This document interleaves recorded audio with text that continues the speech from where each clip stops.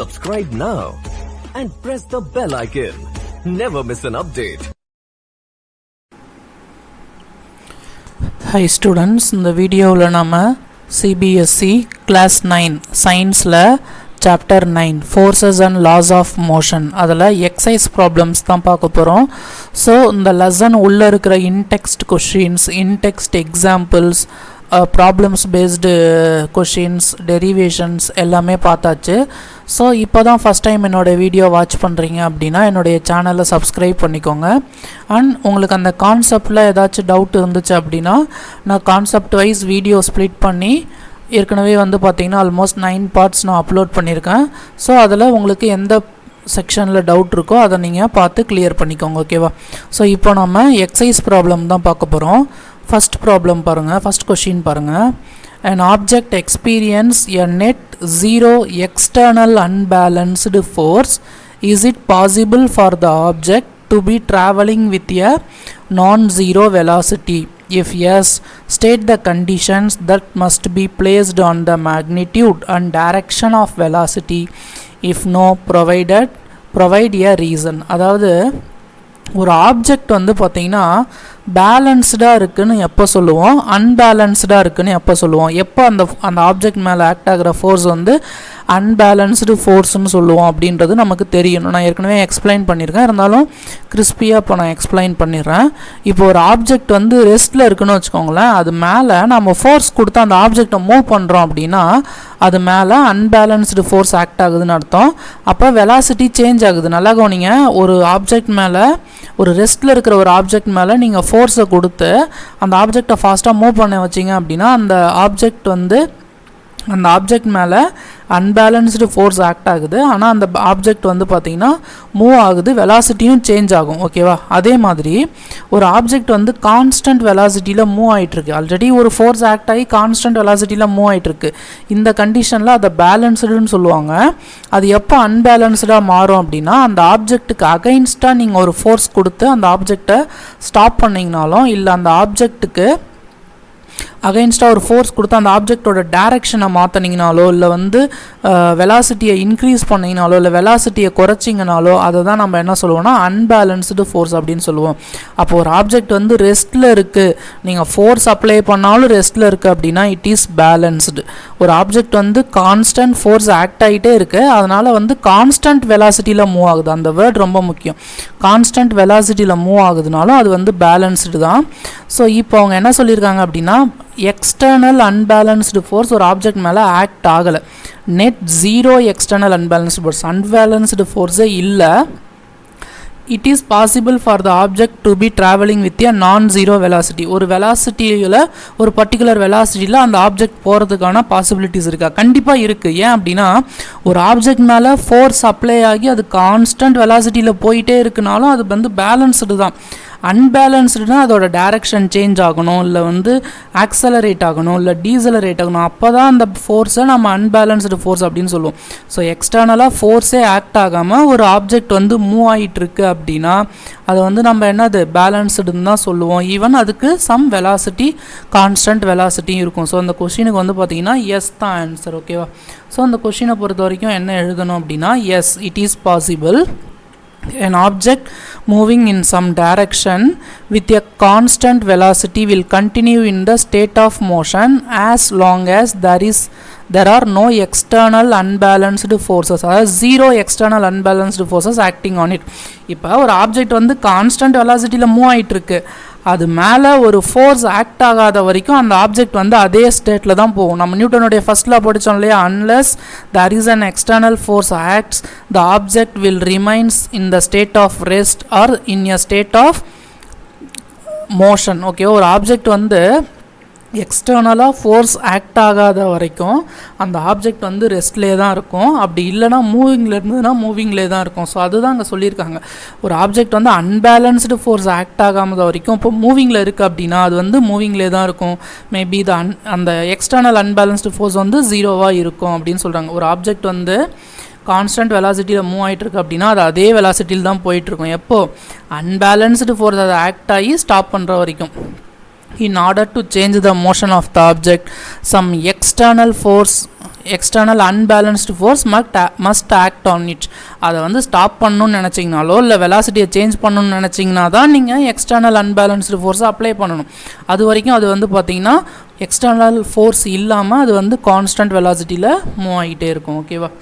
So next second question பாருங்கள். When a carpet is beaten with a stick dust come out of it, explain. So இந்த இது வந்து நான் already explain பண்ணிட்டேன். இருந்தாலும் நான் அந்த கான்செப்ட் படிக்கும்போது, இனர்ஷியா கான்செப்ட் படிக்கும்போது இதை நம்ம படிச்சிருக்கோம். பட் இருந்தாலும் நான் இப்போ ஒரு டைம் எக்ஸ்பிளைன் பண்ணிடுறேன். ஒரு கார்பெட் வந்து டஸ்ட்டாக இருக்குது. கார்பெட்னால் ஏதோ ஒரு டவல் இல்லை ஒரு பெட்ஷீட் அந்த மாதிரி ஏதோ ஒன்று வந்து பார்த்திங்கன்னா இல்லை ஒரு நம்ம வீட்டுக்கு வெளில போடுற அந்த கார்பெட் அது ஏதோ டஸ்ட்டாக இருக்குது அப்படின்னா அதை எடுத்து நீங்கள் ஒரு உதறினீங்கன்னா அதுலேருந்து டஸ்ட்டு பறக்கும். இல்லை ஒரு ஸ்டிக்கால் அடிச்சிங்க அப்படின்னா அதுலேருந்து ஒரு டஸ்ட்டு பறக்கும். அதுக்கு என்ன ரீசன் அப்படின்னா இனர்ஷியா. ஸோ இனர்ஷியானா என்ன? ஒரு பொருள் வந்து ரெஸ்ட்டில் இருந்தால் ரெஸ்ட்டில் இருக்கவே ட்ரை பண்ணோம், மூவிங்கில் இருந்தால் மூவிங்கில் இருக்கவே ட்ரை பண்ணோம். அதை தான் நம்ம இனர்ஷியா அப்படின்னு சொல்கிறோம். இப்போ கார்பெட்டில் டஸ்ட் இருக்குது அப்படின்னா அதை நீங்கள் ஸ்டிக் வச்சு அடிச்சிங்க அப்படின்னா அதில் இருக்கிற கார்பெட்டை தான் நீங்கள் ஸ்டிக்கால் அடிக்கிறீங்க. டஸ்ட் என்ன பண்ணும்? நான் ரெஸ்ட்லேயே தான் இருக்கேன், நான் ரெஸ்ட்லேயே தான் இருக்க போகிறேன் அப்படின்னு இருக்கிறதுக்கு ட்ரை பண்ணோம். ஆனால் கார்பெட்டை தான் நீங்கள் ஸ்டிக்கால் அடிக்கிறீங்க. அதனால் கார்பெட் மூவ் ஆகும். டஸ்ட்டு வந்து இனர்ஷியாவால் நான் அப்படியே இருக்கிறேன்னு இருக்கும். அதனால தான் நீங்கள் அடிக்கும்போது கார்பெட் மட்டும் மூவ் ஆகும், டஸ்ட் அப்படியே கீழே விழும். ஓகேங்களா? ஸோ இதுதான் வந்து மெயின் ரீசன். ஸோ நான் இது இனர்ஷியா கான்செப்ட் படிக்கும்போதே சொல்லியிருக்கேன். ஓகேங்களா? So when the carpet is beaten with a stick, the stick exerts a force on the carpet which sets it in motion. So நம்ம கார்பெட் அடிக்கும்போது கார்பெட் மேலே ஒரு மோஷனை அந்த ஸ்டிக் கிரியேட் பண்ணுது. The inertia of the dust particles residing on the carpet resist the change in the motion of the carpet. Yes, அதில் இருக்கிற dust particle என்ன பண்ணும்?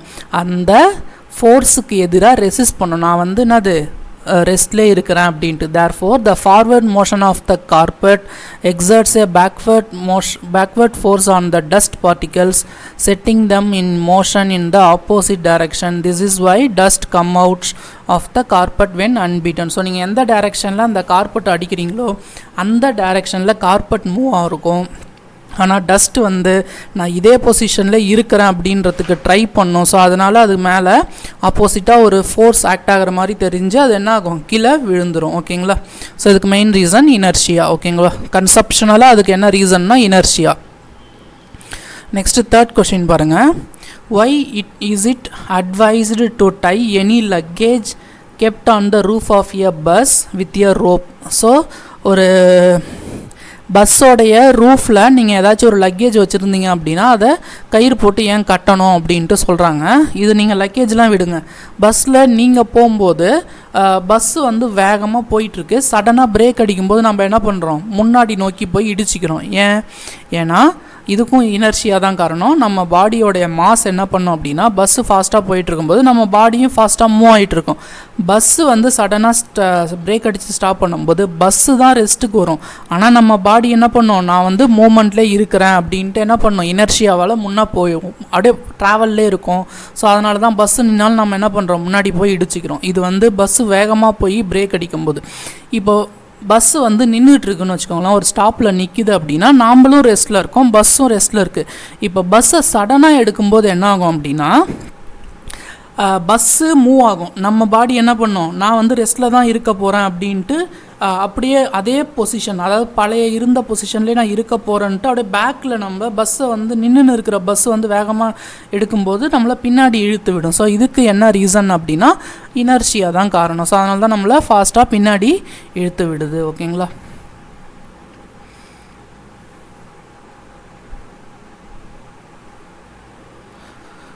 when some luggage is placed on the roof of a bus. So இந்த இப்போ நான் ஒரு example சொன்னேன் இல்லையா, நான் நம்ம ஹியூமன் பாடியை வச்சு எக்ஸாம்பிள் சொன்னேன். இந்த சேம் கான்செப்ட் தான் லக்கேஜுக்கும் அப்ளிகபிள். ஓகேவா? when some luggage is placed on the roof of a bus which is initially at rest, the acceleration of the bus in the forward direction will exert a force in backward direction on the luggage. So bus வேகமாக நின்றுன்னு இருக்கிற bus வேகமாக start ஆகும்போது luggage பின்னாடி இழுத்து விடும். அதுக்கு reason inertia.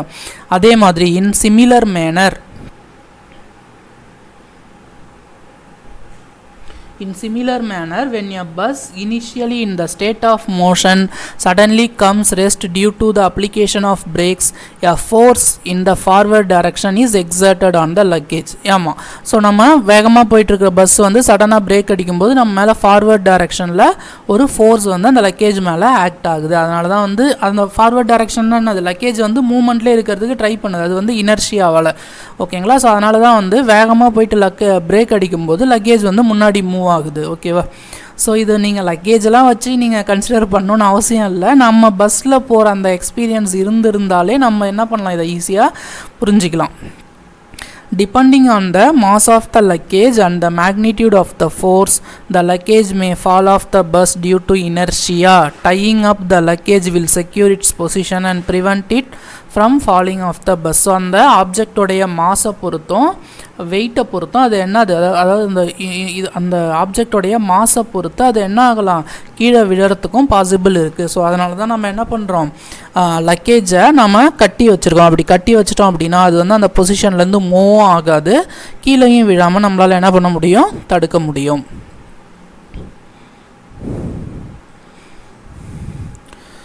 So next 4th question பாருங்கள். A batsman hits a cricket ball which then rolls on a level ground. After covering a short distance, the ball comes to rest. The ball slows to stop because. So ஒரு batsman வந்து cricket ball அடிக்கிறாருன்னு வச்சுக்கோங்களேன், அந்த கிரவுண்டில் எந்த வித இதுவுமே இல்லை, எந்த வித தடையுமே இல்லை அப்படின்னா அந்த பால் போயிட்டே இருக்குமா, கண்டிப்பாக இருக்காது. சம் டிஸ்டன்ஸ் போயிட்டு அது நின்றுடும். ஈவன் வந்து நீங்கள் எவ்வளோ ஃபோர்ஸ் கொடுத்து அடித்தாலும் போகிற டிஸ்டன்ஸ் கொஞ்சம் அதிகமாகுமேகோசரம் கண்டிப்பாக வந்து அந்த பால் ஒரு சம் டிஸ்டன்ஸ் போய் நின்றுடும். அதுக்கு என்ன ரீசன் அப்படின்னு கேட்குறாங்க. The batsman did not hit the ball hard enough. கண்டிப்பாக இது ரீசன் கிடையாது. அவர் எவ்வளோ வேகமாக அடித்தாலும் அந்த பால் கண்டிப்பாக ஒரு டைரக்ஷனில் போய் நின்றுடும். velocity is proportional to the force exerted on the ball. So அவர் எவ்வளோ ஃபோர்ஸாக அடிக்கிறாரோ அதுக்கு தகுந்த மாதிரி தான் அந்த பால் வேகமாக போகும், அதுவும் கிடையாது. அதனால் வந்து பால் ஸ்டாப் ஆகுது. இதுவும் இந்த செகண்ட் ஆப்ஷனுக்கும் கொஷினுக்கும் சம்மந்தமே இல்லை. தேர்ட் பாருங்கள், there is a force on the ball opposing the motion. So இதுதான் மெயின் ரீசன், அந்த பால் போகிற மோஷனுக்கு அகைன்ஸ்டாக ஒரு ஃபோர்ஸ் வந்து ஆக்ட் ஆகுது, அதுதான் ஃப்ரிக்ஷனல் ஃபோர்ஸ். அந்த ஃப்ரிக்ஷனல் ஃபோர்ஸை எது கொடுக்குது அப்படின்னா கிரவுண்டு கொடுக்குது. ஓகேவா? there is no unbalanced force on the ball, so the ball would want to come to rest. அந்த பால் மேலே அன்பேலன்ஸ்டு ஃபோர்ஸ் ஆக்ட் ஆகலை, அதனால் அந்த பால் வந்து ரெஸ்ட்டுக்கு வர பார்க்குது அப்படின்னு சொல்கிறாங்க. ஆக்சுவலாக அந்த பால் மேலே அன்பேலன்ஸ்டு ஃபோர்ஸ் ஆக்ட் ஆகலை அப்படின்னா அந்த பால் மூவ்மெண்ட்டில் தான் இருக்கணும். ஓகேவா? அதான மீனிங் நான் ஃபஸ்ட்டு கொஷின்லேயே சொன்னேன் இல்லையா, அன்பேலன்ஸ்டு ஃபோர்ஸ் ஆக்ட் ஆகாமல் ஒரு பால் ஒரு ஆப்ஜெக்ட் மூவ் ஆகுதுன்னா அது அதே மாதிரி மூவ் ஆகிட்டே தான் இருக்கும். இங்கே வந்து அவங்க அதுக்கு ஆப்போசிட்டாக சொல்லியிருக்காங்க. ஆக்சுவலாக அந்த டி ஆப்ஷனே தப்பு. ஸோ அப்போ இதில் கரெக்டான ஆப்ஷன் எது அப்படின்னா சி தான். there is a force on the ball opposing the motion which is called frictional force. So இதுக்கான ஆன்சர் பார்த்துடலாம். when the ball rolls on a flat surface of the ground, its motion is opposed by the force of friction. The friction arises between ground and the ball. This frictional force eventually stops the ball. Therefore the correct answer is C. அதாவது அந்த frictional force தான் இது. The surface of the level ground is lubricated with oil or some other lubricant. The friction arises between the ball and the ground will reduce, which will enable the ball to roll for a longer distance. Suppose இப்போ அந்த தரையில் oil நம்ம apply பண்ணுறோம், இல்லை வேறு ஏதோ ஒரு lubricant apply பண்ணுறோம் அப்படின்னா அந்த பால் வந்து என்ன ஆகும், ஃப்ரிக்ஷன் வந்து ரெடியூஸ் ஆகுது. அந்த பாலுக்கும் தரைக்கும் இருக்கிற கிரவுண்டுக்கும் இருக்கிற ஃப்ரிக்ஷன் வந்து ரெடியூஸ் ஆகுது. ஸோ தட் அந்த பால் வந்து நிறைய டிஸ்டன்ஸ் போகிறதுக்கு சான்ஸ் இருக்குது. அப்படி இருந்தாலும் there will be some friction, அப்படி இருந்தாலும் அதில் ஃப்ரிக்ஷன் இருக்கும். நம்மளால் ஃப்ரிக்ஷனை வந்து 100% வந்து அந்த கிரவுண்டுக்கும் பாலுக்கும் இருக்கிற ஃப்ரிக்ஷனை நம்மளால் என்ன பண்ண முடியாது, ரெடியூஸ் பண்ண முடியாது. ஸோ சம் டிஸ்டன்ஸ் போயிட்டு அது என்ன பண்ணும், நின்று தான் ஆகும். ஓகேங்களா? ஸோ இதுதான் வந்து பார்த்தீங்கன்னா 4th கொஷினுடைய ஆன்சர். 5th ப்ராப்ளம் பாருங்கள். A truck starting from rest and rolls down a hill with a constant acceleration. It travels a distance of 400 meter in 20 seconds. Find its acceleration. Find the force acting on it if its mass is 7 tons. So இதுதான் வந்து பார்த்திங்கன்னா கொடுத்துருக்கிற problem. So இது வந்து ஒரு simple problem தான். Truck starts from rest. ஒரு truck வந்து ரெஸ்ட்லேருந்து ஸ்டார்ட் ஆகுது. அப்போ initial velocity 0 m/s. Rolls down in a hill. ஒரு ஹில்ல கீழே வந்து ரோல் ஆகுது வித் எ கான்ஸ்டன்ட் ஆக்சலரேஷன் கான்ஸ்டண்ட்டாக இருக்குது. It travels a distance of 400 metre. So எவ்வளோ டிஸ்டன்ஸ் ட்ராவல் பண்ணுது அப்படின்னா 400 மீட்டர் இன் 20 செகண்ட்ஸ். ஸோ இதுக்கான டைம் வந்து 20 செகண்ட் எடுத்துக்குது. Find its acceleration. So acceleration என்ன அப்படின்னு கண்டுபிடிக்க சொல்கிறாங்க. Find the force acting on it if its mass is 7 tons. So அது மேலே ஆக்ட் ஆகிற ஃபோர்ஸ் கண்டுபிடிக்க சொல்கிறாங்க. மாஸ் வந்து 7 டன் அப்படின்னு கொடுத்துருக்காங்க. Mass equal to 7 tons. ஓகேவா? ஸோ மாஸ் ஒரு டன் வந்து 1000 kg. மாஸோட யூனிட் வந்து கேஜி. அப்போ இதை வந்து கேஜியில் மாற்றிக்கோங்க. ஸோ 7 × 1000 அப்போ 7000 kg. ஸோ இதுதான் மாஸ். ஓகேங்களா? ஸோ ஃபஸ்ட்டு ஆக்சலரேஷன் கண்டுபிடிச்சிக்கலாம். ஸோ ஆக்சலரேஷன் கண்டுபிடிக்கணுன்னா எஸ் இருக்குது, யூ இருக்குது, டைம் இருக்குது. ஸோ ஏ கண்டுபிடிக்கணும். ஸோ நமக்கு ஈக்குவேஷன்ஸ் ஆஃப் மோஷன் தெரியும். v = u + at. v தெரியாது இல்லையா? வியும் ஏவும் தெரியாது. அப்போ நம்ம செகண்ட் ஃபார்முலா யூஸ் பண்ணலாம். செகண்ட் ஈக்குவேஷன் ஆஃப் மோஷன் வந்து s = ut + of at². So இதுதான செகண்ட் ஈக்குவேஷன் ஆஃப் மோஷன் லெசனில் படித்தது. இதில் வேல்யூஸ்லாம் சப்ஸ்டியூட் பண்ணுங்கள். அதுக்கு முன்னாடி இந்த யூவோட வேல்யூ 0. அப்போ இது ஃபுல்லாகவே வந்து என்ன ஆகும் அப்படின்னா 0 ஆகிடும். அப்போ s = of at² மட்டும் சொல்லிக்கலாம். எஸ்ஸோடைய வேல்யூ வந்து பார்த்திங்கன்னா 400 = 1/2 × a × t². t² 20 × 20. டீயோட வேல்யூ 20 இல்லையா? அப்போ 1 2 is 2, 10 2s are 20. அப்போ 400 = a × 10 × 20 வந்து 200. ஸோ நமக்கு இதில் ஏவோட வேல்யூ தான் தேவை. அப்போ ஆக்சலரேஷன் = 400. இந்த மல்டிப்ளிகேஷன் 200 இந்த பக்கம் வந்ததுன்னா டிவைடட் பை 200. ஸோ 2 டைம்ஸ் வந்து கேன்சல் ஆகிடும். அப்போ a = 2 m/s². ஸோ இதுதான் வந்து பார்த்திங்கன்னா ஆக்சலரேஷனுடைய வேல்யூ. ஏ கண்டுபிடிச்சாச்சு. அடுத்தது எஃப் கண்டுபிடிக்கணும். So second law of motion படி எஃப்உடைய ஃபார்முலா படிச்சிருக்கோம் இல்லையா? ஸோ எஃப்உடைய ஃபார்முலா மாஸ் × ஆக்சலரேஷன். ஸோ இங்கே மாஸ் வந்து 7000 kg, ஆக்சலரேஷன் வந்து 2 m/s². அப்போ எஃப் = 7 2s are 14,000 நியூட்டன். அப்போ தான் அந்த டிராக்டர் மேலே ஆக்ட் ஆகிற ஃபோர்ஸ் எவ்வளோ? 14,000 நியூட்டன். ஸோ இதுதான் வந்து பார்த்திங்கன்னா இந்த ப்ராப்ளமுடைய ஆன்சர். ப்ராப்ளம் நம்பர் 6 பாருங்கள். A stone of 1 kg is thrown with a velocity of 20 m/s (-1) across the frozen surface of a lake. Comes rest after traveling a distance of 50 meter. அப்போ ஒரு லேக்கோடைய surface வந்து அப்படியே freeze ஆகிருக்கு. ஓகேவா? So இதில் ஒரு stone இருக்குது. ஒரு ஸ்டோனோட மாஸ் வந்து பார்த்திங்கன்னா 1 kg கொடுத்துருக்காங்க. So mass = 1 kg. இதை வந்து என்ன பண்ணுறாங்க அப்படின்னா 20 m/s இந்த வெலாசிட்டி, அதை வந்து இனிஷியல் வெலாசிட்டி = 20 m/s. இந்த வெலாசிட்டியில் தூக்கி போடும்போது இந்த ஸ்டோன் வந்து ஒரு 50 மீட்டர் ட்ராவல் ஆகி ரெஸ்ட்டுக்கு வருது. ஸோ இந்த இடத்துக்கு வருது. ஓகேவா? ஸோ ஃபைனலாக வந்து இது ரெஸ்ட்டுக்கு வர்றதால final velocity 0.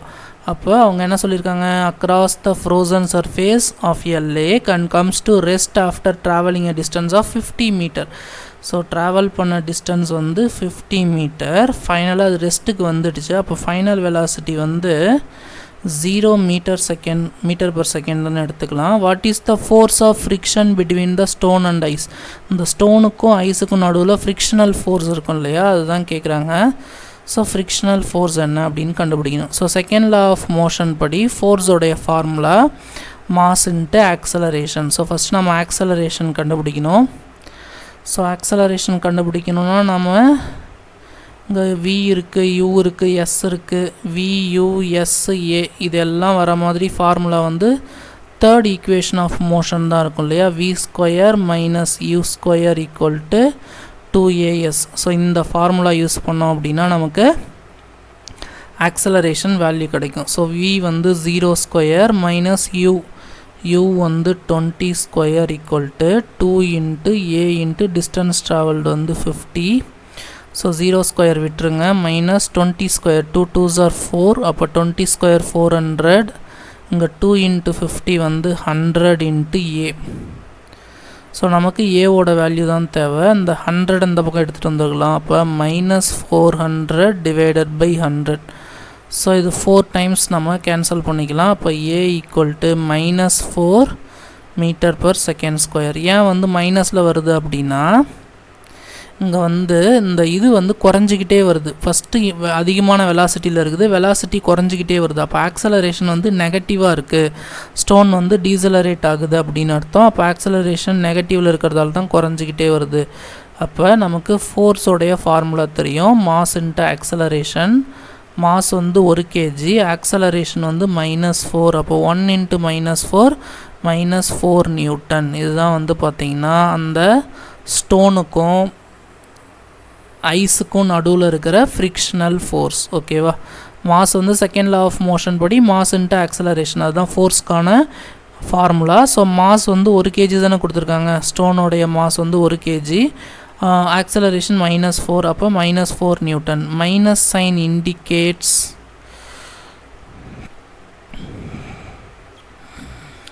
the force opposes the motion of the object. அந்த ஆப்ஜெக்டோடைய மோஷனை ஃபோர்ஸ் வந்து என்ன பண்ணுது, அப்போஸ் பண்ணுது. அப்போ அந்த ஆப்ஜெக்டோடைய மூமெண்ட்டுக்கு எதிராக தான் அந்த ஃபோர்ஸே நமக்கு ஆக்ட் ஆகும். ஸோ அதனால தான் நமக்கு இங்கே ஆன்சர் வந்து பார்த்திங்கன்னா மைனஸில் வந்திருக்கு. ஓகேங்களா? ஸோ இதுதான் இந்த ப்ராப்ளமுடைய ஆன்சர்.